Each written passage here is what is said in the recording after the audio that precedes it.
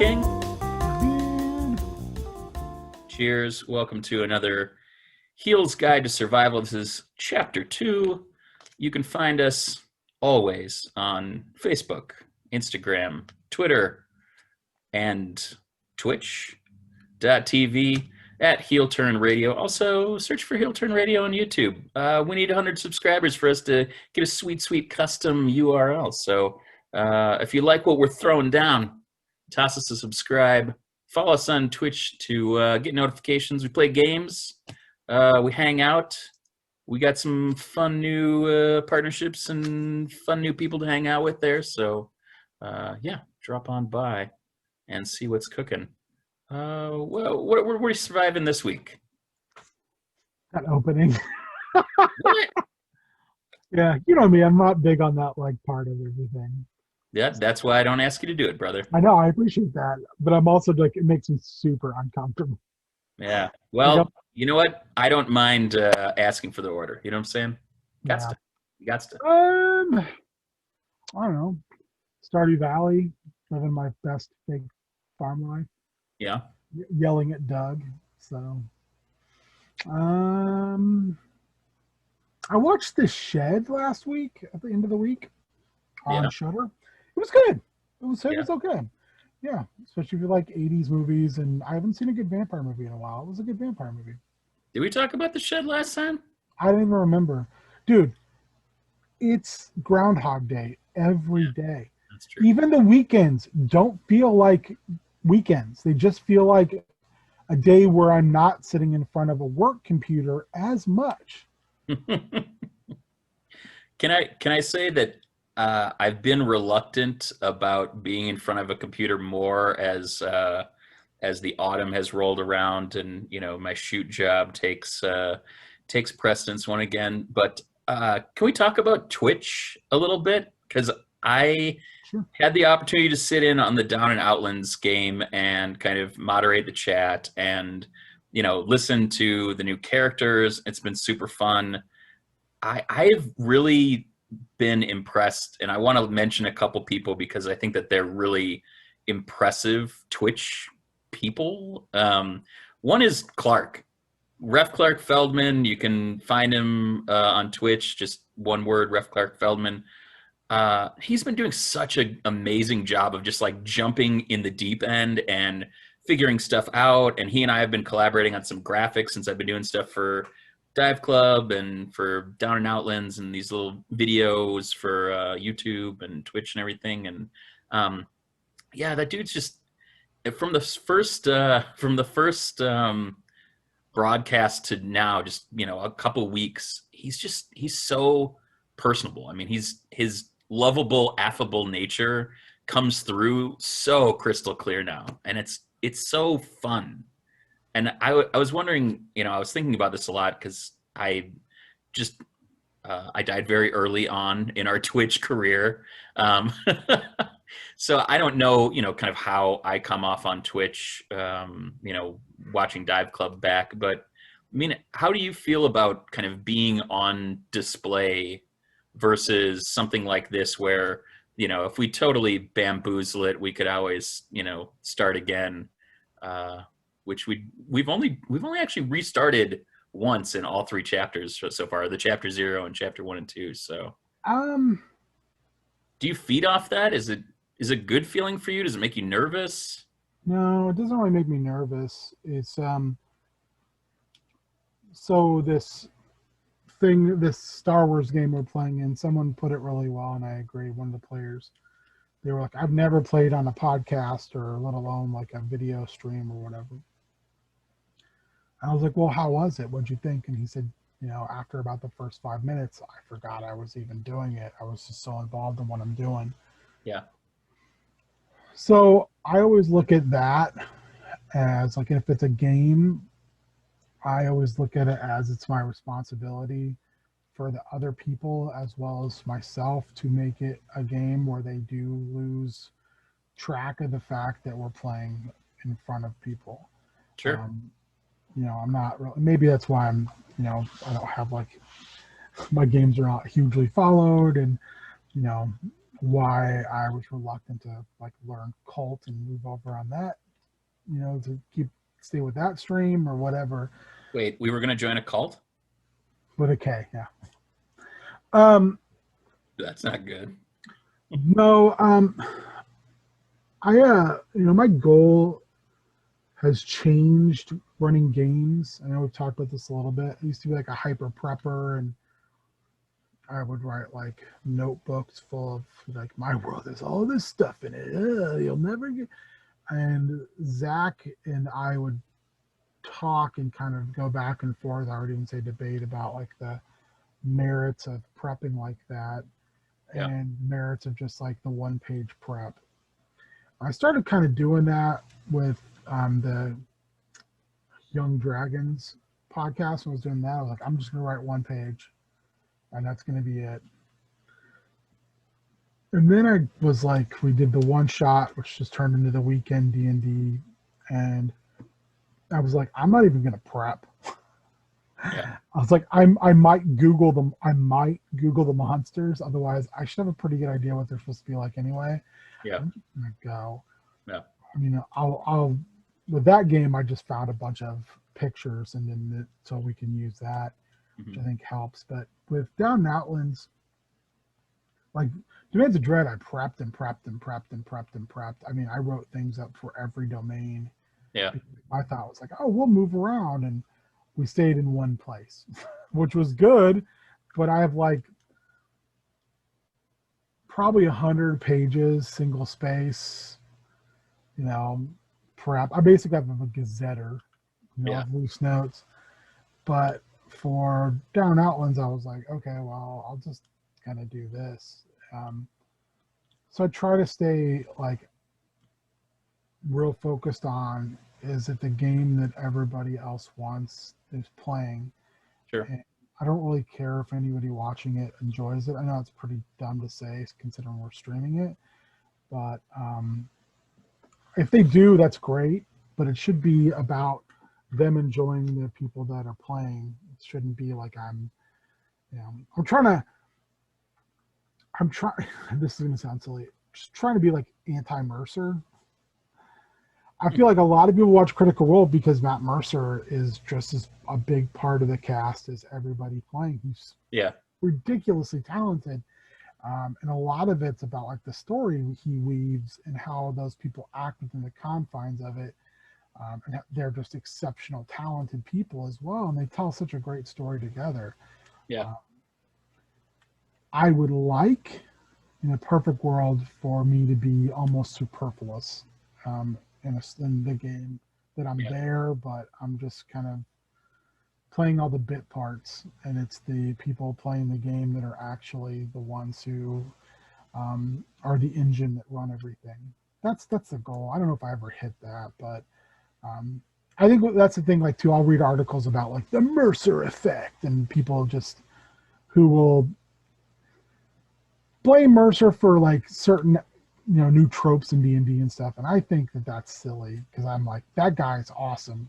I wish that I was as good at the minuscule portions of it at the voice actor. He's a professional voice actor, so he's an actor. He's got all these things, and his imagination, right? Yeah, and his imagination is just ridiculous. Sure. So I think it's something to aspire to. Now, do I want my game to be like, how do you do it and all that? No, I was reading an article actually where someone was like, how I learned it was basically a riff on like how I learned, it was on Doctor Strangelove, like how I stopped worrying and love the bomb. Yeah. It was something about like how I learned to stop worrying and just enjoy Critical Role. Sure. And they talked about how the first couple games where they were like trying D&D for the first time, they were like watching Critical Role and then playing with the people I was playing with ruined both. Because it was literally like someone trying to ape that and everybody in the group trying to ape that. Yeah. Because they thought that's what it had to be. And I was like, oh gosh, that would be really difficult to enjoy either one at that point. And they're like, it wasn't until later on I found a group of people who met the same kind of style of game and that I wanted to play. Yeah. So, anyway. Do you have examples of people that present their work online on YouTube or Twitch, whether it's, games or wrestling. I know that you like is it Brian Zane? Wrestling with Regret. Yeah, I mean, are there examples of people that you think kind of like handle both because he has a bit of shtick along with his pretty genuine love of wrestling. Like, you can tell he just loves wrestling, and he loves talking about it, and he loves the dumb stuff, and he loves the serious stuff. Well, he was a wrestler. He started off as a wrestler. Yeah, Like, he has episodes where he shows his matches, and it's bad. yeah, And it's mainly him just getting the shit kicked out of him. yeah. So yeah, Brian Zane's great. I think he's really funny. I think he's very insightful, and I think he's brutally honest. I really enjoy what he does. Yeah. We've talked about him before, Joseph Monticello. There's not a single person I think that does. So I can't remember the guy's name who was doing the stuff for Ring of Honor, who was doing like the short films, and he did the one with for MJF. He's done a bunch of them. They're really good. Oh yeah. Yeah, we've talked about that on the podcast. Yeah, he did the Joey Janela, Please Don't Die. He's done a bunch of them. His are great, but they're very much in the vein of presenting the individual and really having you get to know the person. Sure. Yeah. I find that Joseph Monticello is more of a historical lens with a fantastic personal critical eye. Sure.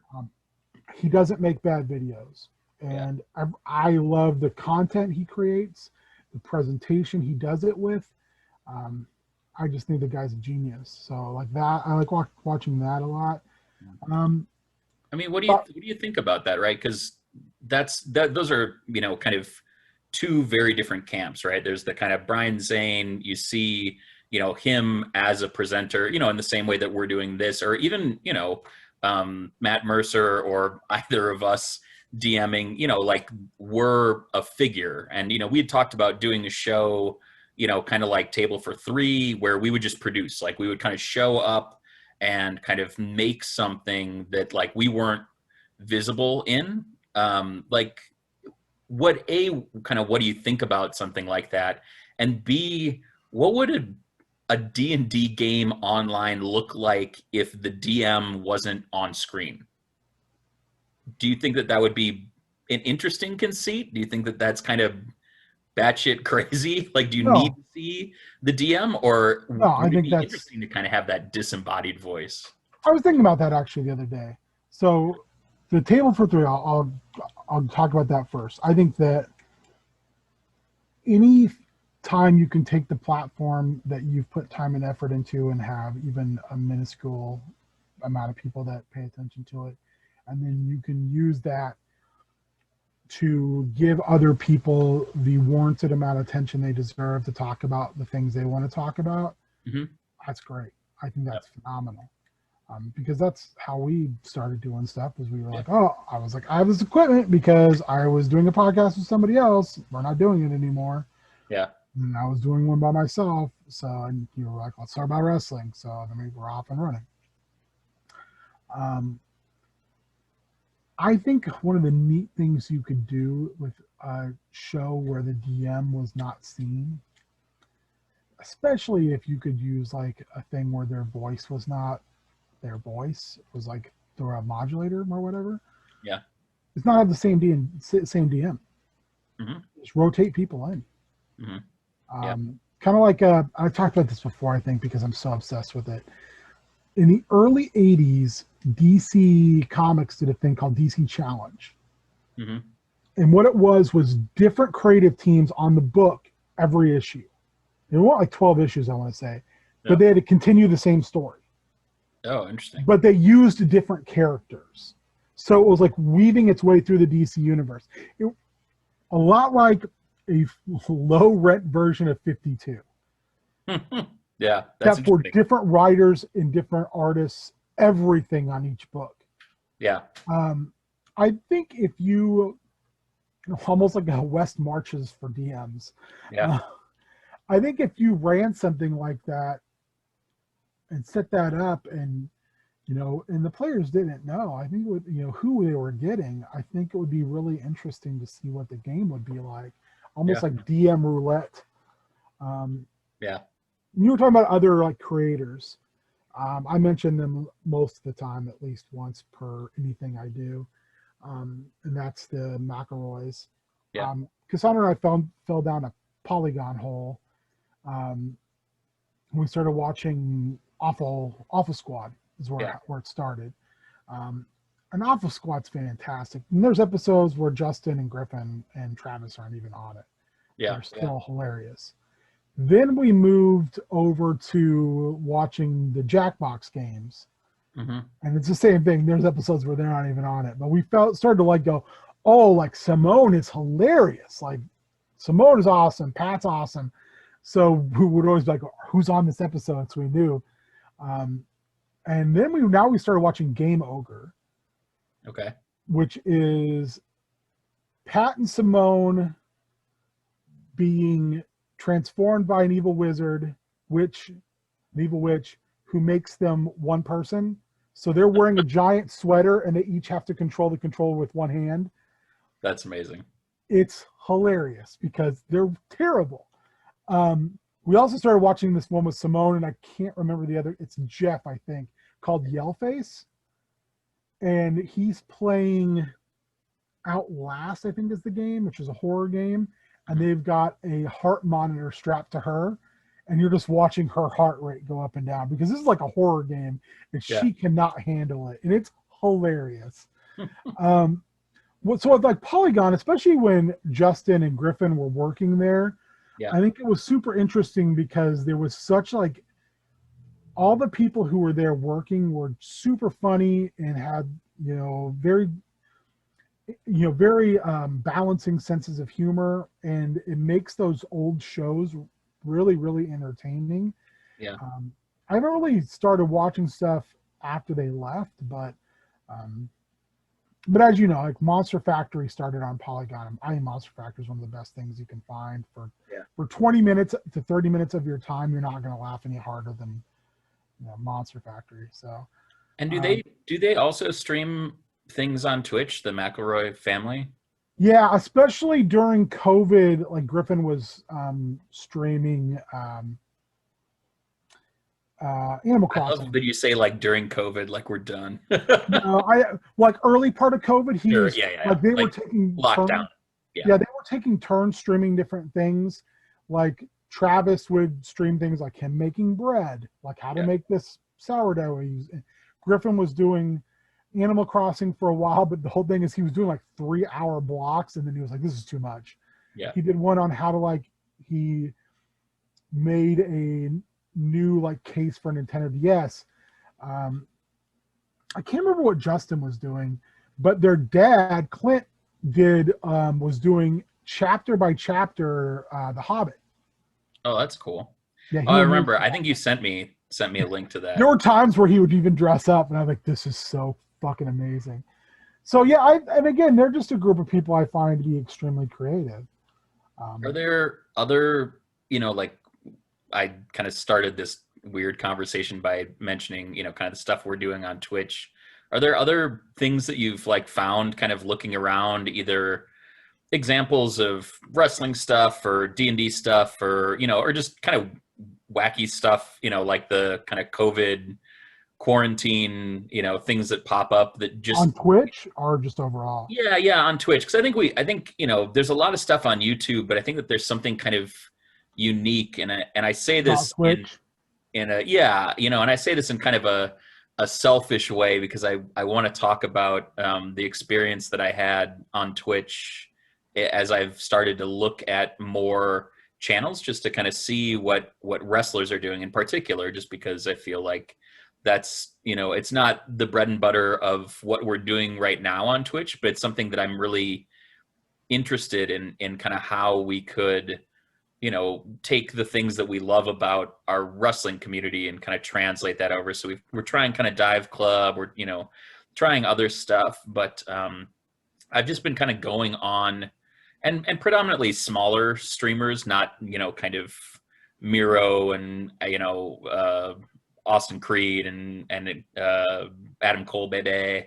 So, The rest. the big one I follow that I try to watch is Reverend Matt's Monster Science.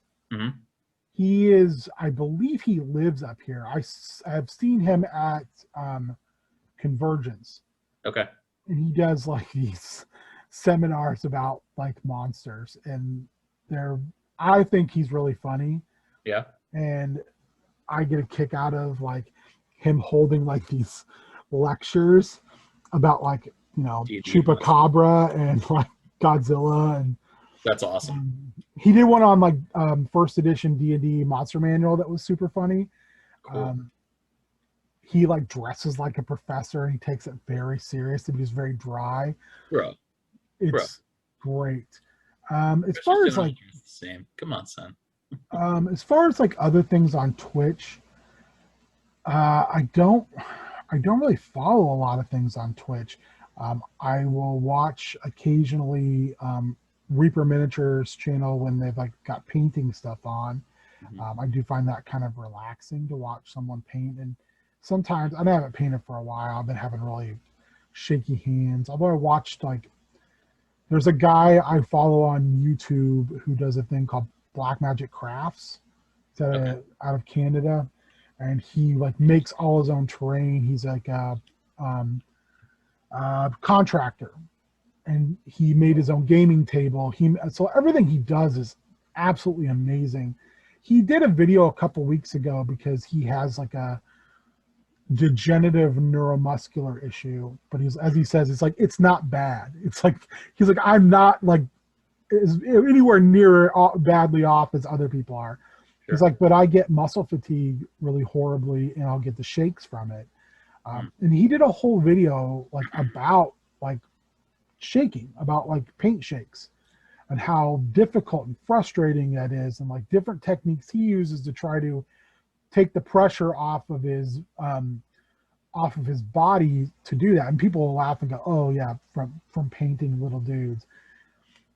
There's a lot of like fine motor skills, and there's a lot of like eye strain, and for me, I have nerve damage in one hand already, and my meds give me a little bit of a tremor at times. And it was real bad for a while. I mean, I was just like constantly had a tremor. I was worried I had tardive dyskinesia, but it's a lot better since I switched medications for my seizures. Yeah, but like that's something that I'm interested in. Like they don't really do any Twitch stuff. Well, what is his name? Brandon Tenfold, who does Brandon's movie reviews on YouTube. Yeah. Which is one of my favorite things to watch whenever one new one comes out. He will do Twitch stream Mystery Science Theater style stuff with some friends. Nice. But the thing for me is they're on like a Wednesday night at 11. Yeah. So I never get to see him. But that's something where I'm like, I think he's hilarious. So that's something that I would go out of my way to watch on like Twitch.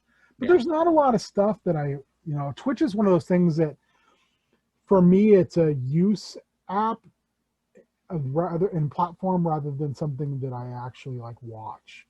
Like I have stuff on YouTube that I am like Good Bad Flicks, and like I said, Brandon's movie reviews and things like Dark Corners of the web, where I will go out of my way to make sure, like when those pop up, Wrestling with Regret, when those pop up in my feed, I'm like, oh, I know what I'm watching.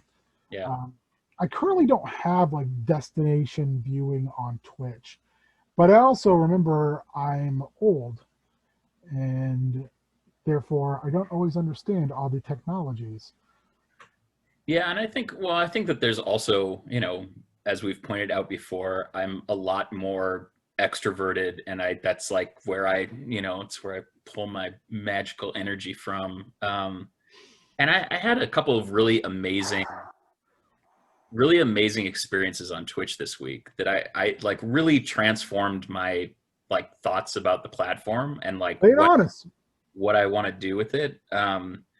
The first one I'll talk about was Dr. Nephilim. He Otar Oddball, who we follow on Twitter, part of Super, the super kind nice of person. um, the Proteus Wheel family. Obviously, right, Francis Wright, not following science, but Dr. Nephilim has a channel, and um, they have kind of a affiliation with a couple of different streamers and people that make YouTube content and wrestlers and other things called Glitch Buddies. And I watched a stream because they're playing through Pokemon Red. He's playing through Pokemon Red, Nice. and he has Otar in on a Discord. So they're kind of talking along with him and playing. Co-piloting. What's that? Co-piloting. Yeah. And it was like the most pleasant stream, like when I jumped on, Otar was like, "Oh, hey, like, who is it? Like which heel turn, person is it?" It's like, "Hey, it's Beard," and like, so we were like chatting in the stream, and like people were replying, and that kind of like live interaction was great. I just kind of completely lost track of time. And I probably watched it for an hour and a half, and just had like the greatest, kind of interaction. And I've been trying to kind of go through people that we love in wrestling and see like, do they Twitch? And so like Doc Diamond Fire, I went and watched him play Secret of Mana for like an hour because he's real close to the end, and I caught a little bit of it. He does a lot of like Mario World. Party Maker or Level Maker 2, Yeah. I think. But and then so I've done that. I connected with Joel Volmer, who's at Finger Twitchings on Twitch. I have watched Joel before because that's not like watching Very people. relaxing. It's super relaxing, Yeah. and he's so talented that you're just kind of drawn into it. Yeah. No pun intended. And he was inking Jack Kirby pages, which was just the best, And so, having a conversation about when, Jack Kirby's pencils call for a certain ink and you do it, and then you're like, ooh, this might read better if the line weight was a little, like, should I do that? And there's something really there's like stakes that there isn't, like when we're doing this, because this is so comfortable. And so interacting with people like that has been really interesting. And the kind of pinnacle of all of this was I went on Freddie Mercurio, who's a UK wrestler, but he's like friends with Space Monkey, and he was in Rey de Valedores. Did he retire? I know he was talking about it. I don't think he has. I don't know. But he was in Rey de Valedores in 2019. And we got to see him, and he was in King of Trios with Willow Nightingale and Sola Darling. And I was so taken. Like he's just, like in the ring, he was phenomenal. I was just kind of blown away. And so when I saw that he had a Twitch stream, I was like, oh man, I got to check this out. He's Lucha Freddy, like Freddie Mercurio. And same on Instagram, I believe. We Instagram and Twitter. He's at Lucha Freddy. And I just like I signed on, and he was just like, hey, Heel Turn Radio, nice to meet you, blah blah blah. Where are you? And I said, kind of MN, and then we had a good laugh about the fact that like nobody knows the. I was like, it's US lingo, it's like nobody knows the abbreviations, and it's dumb. But I was like, hey, I'm from Minneapolis. Had a chance to see you, at Rey de Valedores, really, enjoyed it. And he was playing Fall Guys, and he had like hacked, he'd like kind of modded it with his capture card to like kind of screen out the blue, like all of the blue had a running thing that said like Freddie Mercurio. So like at different places in like the Fall Guys themselves, the little beans and the background and some of the like pieces were like, it was like a running billboard of this, like that great kind of red kind of text logo that he has for his gear. and he was like kind of playing through, and he finished one, and he's just like, oh well, like I got, I'll jump through this next one, and then I'll give you the tour. And then he's like, no, he's like, I'm just gonna stop. And so he like literally like stopped and like gave me a tour of these different like rooms he'd created for his green screen, like different color rooms and different backgrounds and stuff. And and I'm just plinking away, interacting. And there was a couple other people on the stream, but I don't know that there was nobody was really kind of chatting with him. And yeah, and I probably hung out for, again, like an hour and a half, 2 hours, just like interacting like that and talking about wrestling and talking about the fact, like, he was just like, wrestlers don't use Twitch, like they should use Twitch. Like, what an amazing opportunity to like get to know people, and interact with one another, and have a whole nother platform for not just kind of like promotion, but actual like connection. And it was like such a authentic interaction. I was totally blown away. Like, he was just, in addition to being kind of like a charming English gentleman, he was just like the kindest dude. And it was really not surprising with some of the people that he runs with, but it was really, it's great to have stumbled on that. And I've started going through our Twitter follow list and like searching through, because I find I'm having a hard time on Twitch, like finding people. Like, I kind of stumble across people, and I always try to scroll down and check like who that stream suggests, because I found some of the wrestlers that we've had on the podcast that I didn't know had Twitch streams, and some of them are active and some of them are inactive. But in thinking about like wanting to follow people and wanting people to follow us and like potentially collaborate on stuff, or just get to know more people better, I think that yeah, it was such a great, it's like my thing when we were like, okay, what's our thing for this week? And I was like, man, I can't wait to talk about that, because it was such a like positive experience. I would say, just kind of look at it in the same vein, when we do Extra Life and we get those people from all over the world who just pop in. Yeah. And they just like watch, and then they make comments during the stream. It's always really funny too, because it's like 11 p.m. Central Time, and then it's like 1 in the afternoon wherever they are, and they're just and they get involved, and they start you start chatting, and they just want to know more, and it's a really cool. And I think you're right. Twitch is like a far more personalized Twitter. Yeah. With actual, let me show you what I do. Yeah. And then let's talk about it. Yeah. I think you can use Twitch in a lot of different positive ways. For me, like I said, it's just a platform. And sometimes I have problems with Twitch as far as getting it to work correctly. Like when I try to like cast it and things like that. So I can get a little frustrated with it. And so I don't think I use it as much because of that. But I think it's a wonderful platform, and I think it's really pretty interesting to see what other people do with it, to get inspiration from what they're accomplished, but also, like you said, to see like how they foster community, and how nice that can be, especially in a world that's not always very nice. Yeah, that's my one beef with, like, it's not my one beef, but it's one of my beefs with YouTube is I'm so glad they hide comments now, because the YouTube comments page is ghastly. Yeah. I follow a couple young ladies who do like horror reviews.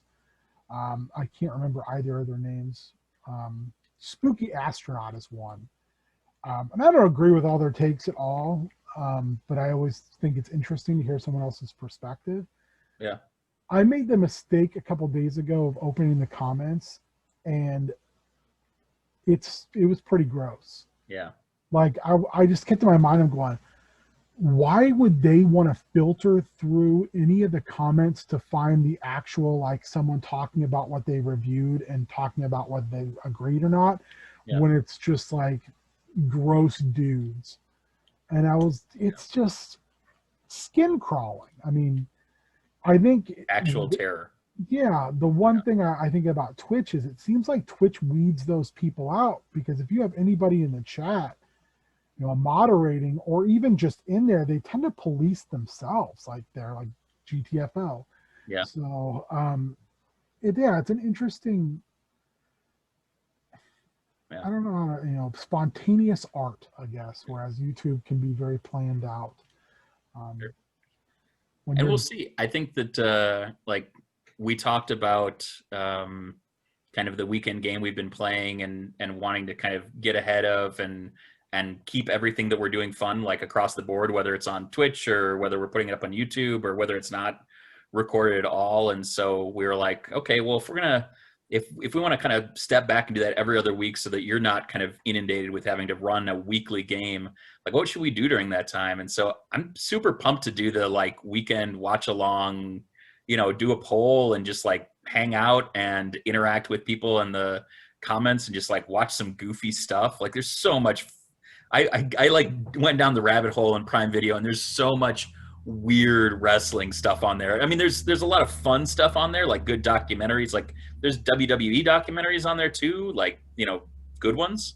But there's also like some crazy shit that I'm like kind of hoping people vote for the crazy shit just so we can watch it and just like hang out with whoever wants to hang out, and maybe do kind of like a Discord or something like that too.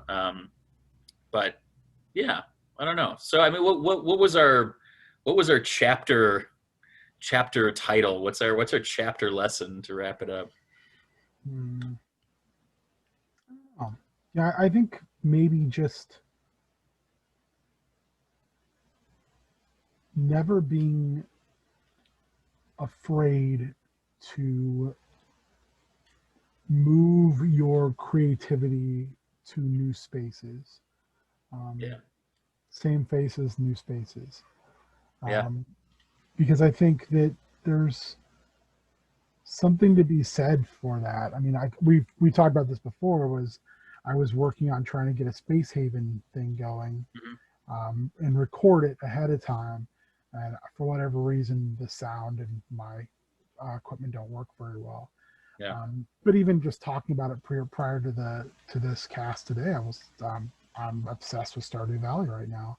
I think having like Stardew Valley and playing that with like 3 other people, and just the fact that that game is so deep in like making relationships with the people in town and doing all those things, I think that would be fun. I think that would be a blast. And it's super fun when like the like wrestling party folks like Claudio, Xavier Woods, gosh, who else? Adam Cole and someone else were playing. We're playing PGA 2K21 together. They were in like a foursome playing, and it was I popped into one of the streams for just a little bit, and it was so much fun. I mean, it felt like going out and playing a game together. Like there was that kind of banter, and that's hilarious to me. Did I send you Brand Slam? I don't know. What was that? It was an old Polygon thing. It ran for 2 seasons, and the first season was a tournament, and it was like, I think it was on WWE 2K19, between fast food mascots. That's amazing. And then they would just do commentary. Like Pat would do commentary with different people coming in and doing commentary with him. Yeah. It was like Papa John, a giant panda for Panda Express, Ronald McDonald, the Burger King, and the Taco Bell Chihuahua. That's amazing. Oh, Colonel Sanders, and there was somebody else I'm forgetting. But like they actually used like a facial thing of Papa John's and then put it over, and it was like a sweaty, gross face. And that was hilarious. They're like, they just let the game do its thing and then just did. But also they did like these vignettes with actual like footage, like commercial footage and stuff like that. And they treated it like a serious wrestling vignette. That's amazing. They are a riot. And I think that was Twitch stuff. I think that was originally on Twitch. What was the name of it again for Brand Slam? Say it one more time. Brand Slam. Grand Slam. Nice. There's a second season, and apparently it's sitcom people. That sounds So, awesome. like, one episode, I saw the title was The Reunion You Never Wanted, and it was Seinfeld. So I want to see like who who they pull out for that. Yeah, for sure. It was just like a Monster Factory. They played what that second, like Sims 2 or Sims City or whatever. Yeah. And they found a mod where they made the entire area was different sitcoms, and they called it Sweeps Week. Nice. And one of the things they did was they went into the Family Matters house and they turned grandma into a vampire. And it was all about like her killing other people in the family. Stuff like that, I think, is absolutely hilarious. Like, I die laughing. Yeah. There was one that Griffin did with somebody on when he was at Polygon called Touching the Skyrim. Yeah. And they found a mod where they turned his Skyrim character into his character from Animal Crossing. And then they turned all the characters in Skyrim into animals. It is super disturbing. Oof. Yeah. So, I mean, I think when you can do stuff like that, and you can mix your personality with an interesting game. Clark does this really well. I've watched Clark a little bit. Yeah. Clark's good at everything he does. He's just got a knack for being very personable, but he's also just very talented at everything. Yeah. He puts his fingers on. So I think that, you know, that's a good example of what to do. He's also not afraid to cut bait when something doesn't work for him. Yeah. Just try something new. Try something new. You know, I admire that a great deal because I have a tendency to get very focused and drive something into the ground. So it's like, I'm not wrong. The children are wrong. Yeah. Well, go out, you know, like we said, find new spaces and places for your creativity. That's the chapter 2 title. Check out Ref Clark Feldman on Twitch. Check out Lucha Freddy on Twitch. You will not be disappointed. Watch Joel draw at Finger Twitchings. Dr. Nephilim, fantastic. Just really been enjoying that, and it's been fun to find kind of new spaces for our creativity. Doing Heels Guide, doing Dive Club. We got some super fun folks coming on down in Outlands Cast this Friday. The next weekend, Enhancement Talent, Matt and Danny, Nick from the Undercard podcast. Week after that, we got the Tasty Boys coming on. Got some fun wrestling friends from the podcast that have been on before coming on to play Jackbox games with us on Fridays. So check out twitch.tv/HeelTurnRadio, 7 p.m. Mondays and Fridays, and maybe we'll try some new fun things. A week from Saturday, the first weekend watch along, which we'll have a poll up for, which will be, I'm sure, something bizarre and hilarious. But yeah. I think there's another poll that you may have put up as well. I don't know if you did it yet. Oh yeah, it'll be up by the time this is up about the kind of new game opportunity to play in a kind of 3-part and kind of creation session with your King Ginger as the DM over here. He's over there. Yeah, in different games, we're trying to do some like little pre-taped mini-series stuff, and yeah, just try different games out, and hopefully invite some people to play some different stuff they haven't, and some of it I haven't even played before. Yeah. So you can find cool stuff like that on the YouTube. Old We Watched It. I went through some of our old We Watched It from Japan, a bunch of lucha stuff from El Genuine Erico and that Japanese Steve Carino. Yeah. Is that video up there? I don't know. Is Japanese Mr. Gatsuke? Is fat Japanese Mr. I don't know. We'll have to figure it out. But yeah, check out the YouTube. I put up a bunch more that should be up in the next day or two, depending on when you're watching this. This should come out on Thursday. Follow us at Heel Turn Radio, Instagram, Twitter, Twitch, Facebook, all of the good stuff. And don't forget to find new spaces for your creativity. Keep making. We love you. Wear a mask.